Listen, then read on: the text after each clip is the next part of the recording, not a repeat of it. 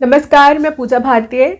हम तलपट के बारे में पढ़ रहे थे, यानी कि ट्रायल बैलेंस। ट्रायल बैलेंस में हमने पढ़ा कि तलपट में दोनों पक्षों का मिलान करना आवश्यक है। अगर दोनों पक्षों का मिलान हम नहीं करते हैं तो यानी कि तलपट में या फिर खातों में कहीं ना कोई मिस्टेक है। और कौन कौन सी ऐसी मिस्टेक्स हैं जो कि तलपट से प्रकट हो जाती हैं, कौन कौन सी ऐसी अशुद्धियाँ हैं जो कि तलपट से प्रकट नहीं होती हैं, इस बारे में हम पढ़ चुके हैं। आज हम पढ़ेंगे कि उन अशुद्धियों को कैसे ढूंढा जाए। ठीक है, तो वो तरीके, वो मेथड्स जिनसे कि हम तलपट में अशुद्धियों को ढूंढते हैं, उनके बारे में आज पढ़ेंगे। साथ ही तलपट का मिलान कैसे किया जाए, उच्चंती खाता क्या होता है, इस बारे में पढ़ेंगे। तो स्टार्ट करते हैं। तो तलपट में अशुद्धियों को खोजने की जो विधियां हैं वो मैंने लिख ली है, इनको पढ़ लेते हैं, समझ लेते हैं। सबसे पहले लिखा है मैंने पुनः योग लगाना, यानी कि दोबारा से उनको जितने भी हमने इसमें अमाउंट डाली हुई है, ऋणी में भी और धनी में भी, दोनों ही पक्षों का अलग अलग दोबारा से योग कर लेना, दोबारा से उनको जोड़ लेना और देखना कि हमारा योग अब दोबारा से जब हम कर रहे हैं तब भी नहीं मिल रहा है क्या। अगर मिल रहा है तो अच्छी बात है, यानी कि हमारा योग मिल गया। ठीक है, तो हमने योग करने में ही कोई ना कोई अशुद्धि हमसे रही होगी, हमसे कोई मिस्टेक हो गई होगी। लेकिन अगर योग अभी भी नहीं मिल रहा है तो हम आगे बढ़ेंगे। ठीक है, नेक्स्ट हमारा स्टेप रहेगा अंतर के बराबर की रकम को ढूंढना। तो सपोज हमारा एक पक्ष ऋणी पक्ष होता है, उसमें एक होता है धनी पक्ष। ठीक है, इसमें सपोज हमारा जो टोटल है वो आ रहा है 9,856 रुपये। तो धनी में भी हमारा यही आना चाहिए, ना इससे एक पैसा ज़्यादा ना एक पैसा कम। ठीक, लेकिन हमारा इसका योग आ रहा है 7,872 रुपये। तो हम क्या करेंगे, इन दोनों में कितना डिफरेंस आ रहा है वो निकालेंगे। ठीक है, तो यहाँ मैं डिफरेंस निकाल लेती हूँ। ये हमारा इसका डिफरेंस आ रहा है 1984 रुपये। अभी जो 1984 रुपये है, इसको हम खोजेंगे अपने तलपट में कि कहीं ऐसी कोई अमाउंट लिखी हुई है। अगर वो लिखी हुई है तो क्या हमने उसको अपने योग में शामिल करा है। अगर उसको भी हमने अपने योग में शामिल करा है, सपोज मिल गई हमें ये वाली अमाउंट, लेकिन हमने उसको योग में शामिल करा है, एक बार फिर से योग करके देख लेंगे और फिर भी हमारा टोटल नहीं मिल रहा है तो नेक्स्ट स्टेप को फॉलो करेंगे। नेक्स्ट स्टेप है हमारा अंतर की आधी रकम ढूंढना। जो भी हमारी रकम आएगी इसको हम आधा कर लेंगे। अब हम आधी रकम को ढूंढेंगे। इसको आधा करने के लिए हम इसे 2 से भाग कर लेंगे, है ना। 992 रुपये, 992। ठीक है, तो हम ये देखेंगे कि हमारे तलपट में 992 रुपये की तो कोई अमाउंट नहीं लिखी, क्योंकि अगर 992 रुपये सपोज हमारे ऋणी पक्ष में एक बार लिखे लेकिन हमने उनको 2 बार ऐड कर लिया तो हमारा 1984 का ही अंतर आएगा। ठीक है, तो हम ये चेक करेंगे कि हमने 992 रुपये का तो कोई ऐसा तो नहीं कि हमने गलत पक्ष में लिख दिया 992 रुपये को। अगर वो 992 रुपये यहाँ लिखने थे लेकिन हमने यहाँ लिख दिए तो भी गड़बड़ हो जाएगी। तो हम ये चेक करेंगे कि भैया सही जगह लिखे हैं या नहीं। दूसरी चीज, यहाँ पर एक ही बार लिखे थे लेकिन हमने 2 बार जोड़ लिए, यानी कि ऋणी पक्ष में एक ही बार लिखे थे लेकिन हमने 2 बार जोड़ लिए, तब भी हमारा 1984 रुपये का डिफरेंस आएगा। ठीक है, तो हम उसको आधा करके देख लेंगे। लेकिन ऐसा करने के बाद भी अंतर पकड़ में पकड़ में नहीं आ रहा है कि अशुद्धि क्या हुई है, तो हम नेक्स्ट स्टेप फॉलो करेंगे। रोकड़ बही के शेषों योगों को देखना। रोकड़ बही में जो शेष आते हैं या फिर उनके जो योग आते हैं, हम जिस भी विधि के अकॉर्डिंग बना रहे हैं अपना तलपट, शेष विधि से बना रहे हैं तो शेष देखेंगे, योग विधि से बना रहे हैं तो योग देखेंगे, दोनों विधियों से बना रहे हैं तो शेष और योग दोनों ही देखेंगे। उनको हमने सही से लिखा है या नहीं लिखा है, मतलब जिसमें भी हमारा डिफरेंस आ रहा है। सपोज हमारा योग तो योग वाली विधि से हमने बनाया वो तो मिल गया, लेकिन जो शेष वाली विधि से बनाया वो नहीं मिल रहा है, तो शेषों में डिफरेंस आ रहा है तो हम शेष वाली विधि के अकॉर्डिंग देखेंगे तो शेष हमने लिखा है या नहीं। मतलब जैसा भी हमारी सिचुएशन है उसके अकॉर्डिंग काम करेंगे। तो हम रोकड़ बही में जाके चेक करेंगे, क्योंकि ऐसा होता है कि हम सारी खातों से खतौनियाँ कर रहे होते हैं, लेकिन क्योंकि हमने रोकड़ बुक बनाई होती है तो हम रोकड़ खाता नहीं बनाते हैं, तो रोकड़ की जो प्रविष्टियाँ होती हैं अक्सर छूट जाती हैं। तो हम ये चेक कर लेंगे कि ऐसा तो नहीं हुआ है कि हमने रोकड़ बही से यहाँ पे तलपट में कोई भी अमाउंट नहीं लिखी हो, कोई भी शेष नहीं लिखा हो या फिर कोई भी योग नहीं लिखा हो। हम ये चेक कर लेंगे। लेकिन अगर हमने लिखा हुआ है, यानी कि ये वाली मिस्टेक भी नहीं है, तो हम नेक्स्ट स्टेप पर आएंगे। सभी खातों के नाम देखना। हम ये चेक करेंगे कि हमने जितने भी खाते बना रखे हैं अपनी खाता बही में, वो सारे के सारे खाते हमने तलपट में लिखे हैं या नहीं लिखे हैं। सारे खाते हमने वहाँ पे लिख लिए हैं, यानी कि हमारी कोई भी मिस्टेक खातों के नाम से नहीं, मतलब हमारा कोई भी खाता छूटा हुआ नहीं है। हमने सारे के सारे खातों की अमाउंट जो है, शेष या फिर योग जो भी हम कर रहे हैं वो हमने यहाँ पे लिख लिए हैं। ठीक है, नेक्स्ट स्टेप फॉलो करेंगे। अगर ये हमको यहाँ से हमारी कोई मिस्टेक नहीं दिखती है तो खातों के अंतर की जाँच करना। अब हम खातों पर आ जाएंगे। हमने तलपट में सब कुछ चेक करा, हमारे को कोई भी मिस्टेक नहीं मिली। अब हम कहाँ जाएंगे? अब हम खातों पे जाएंगे, खातों को चेक करेंगे कि हमने जितने भी योग या फिर शेष निकाले हैं वो बिल्कुल ठीक है या नहीं है। अब हम खातों की जांच करेंगे, ठीक है। खातों की भी हमने सारी जांच कर ली, सारे शेष हमने बिल्कुल ठीक निकाले हुए, लेकिन फिर भी हमारा तलपट नहीं मिल रहा है। तो हम नेक्स्ट स्टेप फॉलो करेंगे। गत वर्ष के चिट्ठे से लाए गए लेखों की जांच। कुछ लेखे ऐसे होते हैं जो हम पिछले साल के इस साल में लेकर आते हैं, तो हम उन सारे जो भी हम पिछले चिट्ठे से इस चिट्ठे में लेकर आए हैं उनकी जांच करेंगे। सॉरी, पिछले चिट्ठे से इस साल हम जो भी अमाउंट लेकर आए हैं उसकी जांच करेंगे। तो गत वर्ष के चिट्ठे से लाए गए लेखों की हम जांच करेंगे। अगर वो भी मिल जाते हैं लेकिन हमारा तलपट फिर भी नहीं मिल रहा है, तो नेक्स्ट स्टेप फॉलो करेंगे, खतौनी की जांच करेंगे कि हमने सारे खातों की सही खतौनियां की हैं या नहीं। यानी कि हम पहुंच जाएंगे जर्नल पर, जर्नल में चेक करेंगे कि जितने भी हमने वहां पे लेखे किए हुए हैं उनके सारे हमने खतौनी खाता बही में कर दी है या नहीं कर दी है, या फिर कोई छूट गई है। अगर कोई छूट गई तो उसको लिख लेंगे, अशुद्धि मिल गई हमारी, है ना। लेकिन अगर हमको तब भी कोई अशुद्धि नहीं मिलती है, क्योंकि हमने सारे लेखे जो भी चेक करे, हमारे चेक करने के अकॉर्डिंग सारे लेखों की खतौनी हमने खाता बही में कर रखी है और फिर उनका लेखा भी हमने तलपट में कर रखा, हमने ये भी चेक कर लिया सारे खातों के नाम चेक करके, है ना। अब इसका मतलब हमारी ये वाली भी मिस्टेक नहीं है। अच्छा, ये वाला जो है ना, खातों के नाम को जो हम चेक कर रहे हैं, इसको नाम को चेक करने के लिए हमारी बहुत हेल्प करता है जो हम पेज नंबर डालते हैं ना, लेजर फोलियो नंबर, है ना, वो हमारी बहुत हेल्प करता है। खाता पृष्ठ संख्या में हमारी वो सारी खाता पृष्ठ संख्याएं लिखी हुई होती हैं, जिसके वजह से हमको पता चल जाता है कि हाँ, हमने इसको वहां पर लिख लिया है, ठीक है। अब चलो नेक्स्ट स्टेप पर आते हैं। अगर हमारा यहाँ खतौनी की जांच करने के बाद भी हमको पता नहीं चल पाता है कि क्या मिस्टेक है, तो हम नेक्स्ट स्टेप फॉलो करते हैं, अंकों के स्थान परिवर्तन की जांच करना। कभी कभी ऐसा होता है कि कहीं कुछ और अमाउंट लिखा होता है, हमने उसको खतौनी तो कर दी जर्नल से लेके खाता बही में, या फिर खाता बही से हमने तलपट में उसको लिख लिया, लेकिन लिखा गलत, ठीक है। जैसे अगर हमारी अमाउंट सपोज 556 रुपये है, लेकिन हमने क्या लिख ली, हमने 565 रुपये लिख ली, या फिर हमने 655 लिख ली। तो ये मिस्टेक्स हो सकती हैं। जब भी ये मिस्टेक्स होती हैं, अंक परिवर्तन की मिस्टेक, यानी कि नंबर्स आपस में चेंज हो जाते हैं, जब ऐसी जब भी मिस्टेक होती है, तो हम क्या करें, इन दोनों का अगर आपस में हम डिफरेंस निकालेंगे तो ये आएगा हमेशा 9 से डिवाइजेबल। जब भी हम इनको शेष निकालेंगे, डिफरेंस निकालेंगे, तो जो भी अंतर आएगा वो हमेशा 9 से डिवाइजेबल आएगा। तो जो भी हमारी अशुद्धि है, अगर हमारा जो भी डिफरेंस आ रहा है, हम उसको 9 से डिवाइड करके देख लेंगे।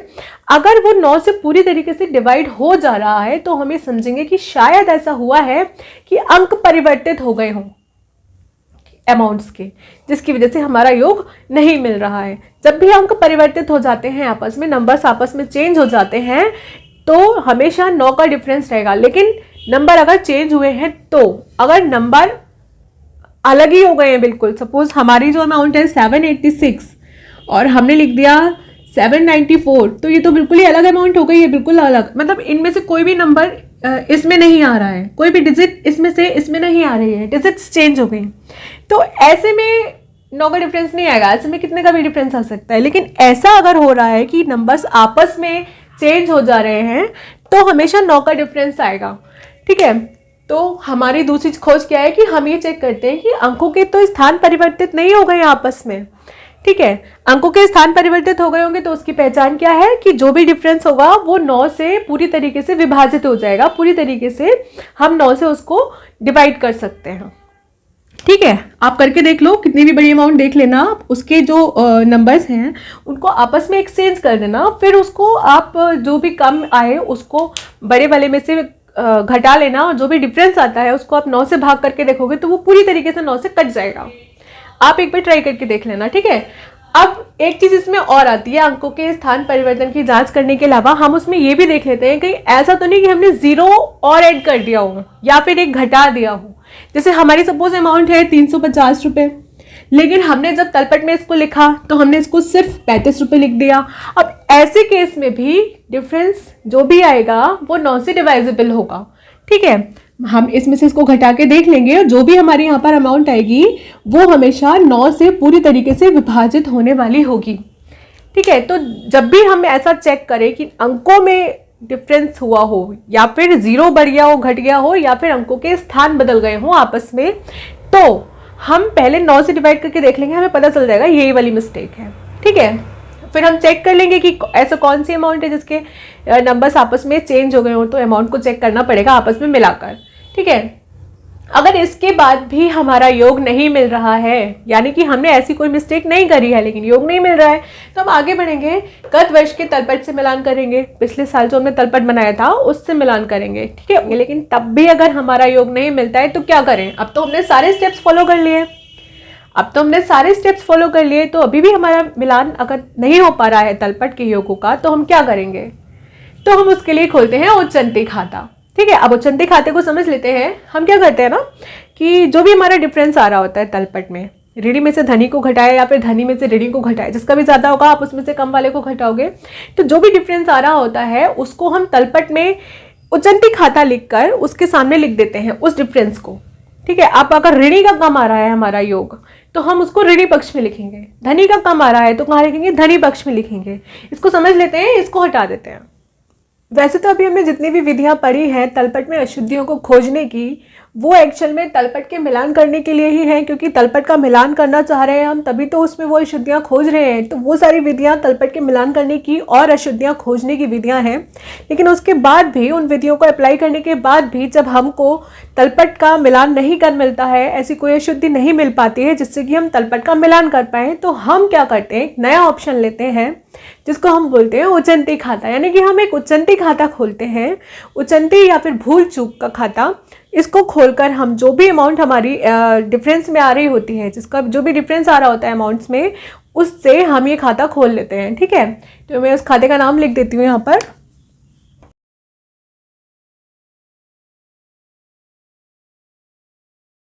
ठीक है, तो हम ये वाला तरीका अपनाते हैं कि जो भी हमारा डिफरेंस आ रहा होता है अमाउंट्स में, जैसे सपोज हमारा एक ऋणी पक्ष है, उसका हमारा टोटल आ रहा है 10,900, लेकिन जो हमारा धनी पक्ष है उसका हमारा टोटल आ रहा है 10,100, डिफरेंस हमारा आ रहा है 800 रुपये का। तो इस 800 रुपये से हम ये खाता खोलते हैं। ठीक है, इस 800 रुपये से अब ये हमारा जो ये टोटल आ रहा है, ये हमारा ऋणी पक्ष में आ रहा है और ये आ रहा है धनी पक्ष में। तो हमारी अमाउंट कम कौन से पक्ष में है? धनी पक्ष में। ठीक है, तो 800 रुपये से हम धनी पक्ष में ये वाला खाता खोलेंगे, लिखेंगे उच्चंती खाता। ठीक है, उच्चंती खाता या भूल चूक का खाता, और इंग्लिश में कर रहे हैं तो सस्पेंस अकाउंट लिखकर उसके सामने हम ये वाली अमाउंट डाल देंगे, 800 रुपये, जो हमारा कि डिफरेंस आ रहा है किस पक्ष में? जिसका योग कम होगा। यहाँ हमारा धनी का कम है यानी कि क्रेडिट का, तो क्रेडिट साइड में हम ये अमाउंट लिखेंगे। ठीक है, ये चीज़ तो समझ में आ गई होगी कि उच्चंती खाता क्या होता है। यानी कि जो भी हमारी मिस्टेक आ रही होती है, अगर हम उसको नहीं पकड़ पाते हैं, तो जो डिफरेंस आता है उससे हम एक उच्चंती खाता खोल लेते हैं। अब ये उच्चंती खाता हमने कहाँ लिखा है? तलपट में। इसका जो लिखा है आगे बढ़ेगा, कहाँ जाएगा? चिट्ठे में जाएगा। जब हम इसे चिट्ठे में लिखेंगे तो चिट्ठे में दो पक्ष होते हैं, एक होता है संपत्ति पक्ष और एक होता है हमारा दायित्व पक्ष। ठीक है, दायित्व पहले आता है, मतलब दो साइड होती हैं। ये हम इस साइड हमारा दायित्व आता है, इस साइड हमारा संपत्ति आता है। तो अब हमें यहाँ पर जब हम इसका लेखा करेंगे तो देखकर करेंगे। अगर हमने ये जो अमाउंट है, जो हमारी डिफरेंस की अमाउंट है, वो अगर हमने ऋणी पक्ष में लिखी है तो उसका लेखा हम करेंगे संपत्ति पक्ष में, एसेट साइड में। ठीक है, और अगर हमने उसका लेखा धनी पक्ष में लिखा है, जैसे कि हमारे यहाँ पर दिख रहा है कि हमें धनी में लिखना है, तो इसके जब हम यहाँ से लेकर जाएंगे अपने चिट्ठे में, बैलेंस शीट में, तो हम कहाँ लिखेंगे इसको? 800 रुपये को इसके लाइबिलिटीज में, यानी कि दायित्व पक्ष में। ठीक है, ये चीज़ याद रखने की है। जब हम इसको चिट्ठे में लिखते हैं, चिट्ठे में जब हम इसको लिखेंगे, चिट्ठे में यानी कि बैलेंस शीट में, तो हम क्या करेंगे? जो भी हमने ऋणी में लिखा होगा वो हम लिखेंगे संपत्ति पक्ष में। ठीक है, यानी कि जो हमने डेबिट साइड में लिखा होगा उसको हम लिखेंगे असेट साइड में, और जो भी हमने धनी में लिखा होगा उसको हम लिखेंगे अपने दायित्व पक्ष में। ठीक है, यानी कि जो क्रेडिट में लिखा होगा उसको हम लिखेंगे लायबिलिटीज साइड में। ठीक है, ये चीज़ क्लियर हो गई होगी कि भूल चूक उच्चंती खाता क्या होता है और इसका लेखा हम चिट्ठे में कैसे करते हैं। इसके अलावा इसको हम बंद कैसे करते हैं, इसके बारे में भी समझना चाहिए, क्योंकि जब हम ये खाता खोल लेते हैं उसके बाद भी अपनी गलतियों को ढूंढना बंद नहीं करते, क्योंकि ऐसा हो सकता है कि एक गलती मिल जाए, एक गलती मिल जाए उसके बाद हम उचंती खाता बंद कर देंगे। उचंती खाता हम इसलिए खोल देंगे क्योंकि हमें गलतियां नहीं मिली, ठीक है। तो जब हमें एक गलती मिल जाए उचंती खाता बंद कर देंगे, ऐसा नहीं होगा, क्योंकि हो सकता है उसके बाद भी हमारा बैलेंस ना मिल रहा हो। तो जब तक हमारा बैलेंस नहीं मिलेगा तब तक उतनी अमाउंट से जितना की डिफरेंस आ रहा है हमारा उचंती खाता खुला रहेगा, ठीक है। तो जब तक हमारी सारी गलतियां मिल नहीं जाती, ठीक, तब तक हम इसको रखेंगे, और जब सारी गलतियां मिल जाएंगी तो ये उचंती खाता हम समाप्त कर देंगे, ठीक है। तो ये तब तक के लिए रहेगा जब तक कि हमारी गलतियां नहीं मिल जाती, यानी कि हमें अपनी गलतियों को ढूंढना बंद नहीं करना है उचंती खाता खुलने के बाद भी। सस्पेंस अकाउंट हम खोल लेते हैं, उसके बाद भी हम अपनी गलतियों को ढूंढेंगे, और अगर एक गलती मिल जाए उसके बाद भी हमें गलतियों को ढूंढते रहना है अगर हमारा बैलेंस नहीं मिल रहा है, क्योंकि हो सकता है उस एक गलती के पीछे बहुत सारी गलतियां हो, तो हमें सारी गलतियों को ढूंढ लेना है। अगर नहीं मिलती हैं तब तक उचंती खाता खुला रहेगा। अब अगर हमारी सारी मिस्टेक्स मिल जाती हैं तो अब हमें उचंती खाता बंद करना है। तो हम कैसे बंद करेंगे? उचंती खाते को जब हम बंद करते हैं तो इसके लिए क्या करते हैं, मतलब जो भी हमारी गलतियां होती हैं हमारी पकड़ में आ जाती हैं तो उनकी हम रोजनामचे में प्रविष्टियां करते हैं। जो भी मिस्टेक्स होती हैं उनकी रोजनामचे में प्रविष्टियां करते हैं, यानी कि जर्नल में एंट्रीज करते हैं। और जब वो एंट्रीज करते हैं, उन एंट्रीज के बारे में हमें पता है, एक पक्ष को हम ऋणी और एक पक्ष को धनी लिखते हैं, है ना। तो उसमें क्या होता है, एक जो पक्ष हमारी भूल चूक का होता है, एक वो पक्ष रहता है और एक पक्ष रहता है उन गलतियों का जो हमने ढूंढ ली हैं। सारी जब मिस्टेक्स मिल जाती हैं, उन सारी की प्रविष्टियां, उन सारी की एंट्रीज जब हम रोजनामचे यानी कि जर्नल में कर लेते हैं तो ये खाता अपने आप ही बंद हो जाता है। इसका कोई मतलब नहीं रहता क्योंकि सारी गलतियां हमारी सुधर गई हैं, ठीक है। तो आशा करती हूँ ये वीडियो अच्छा लगा होगा, रुचिकर लगा होगा, और जो भी बातें हमने इसमें करी हैं सब समझ में आई होंगी। और ये तलपट आज हमारा पूरा हो गया। नेक्स्ट वीडियो में हम बात करेंगे समायोजनाओं की, समायोजनाएं जो कि हम अंतिम खाते में हमारे काम आती हैं, ठीक है। तो मिलते हैं नेक्स्ट वीडियो में समायोजना के टॉपिक के साथ में। Thank you.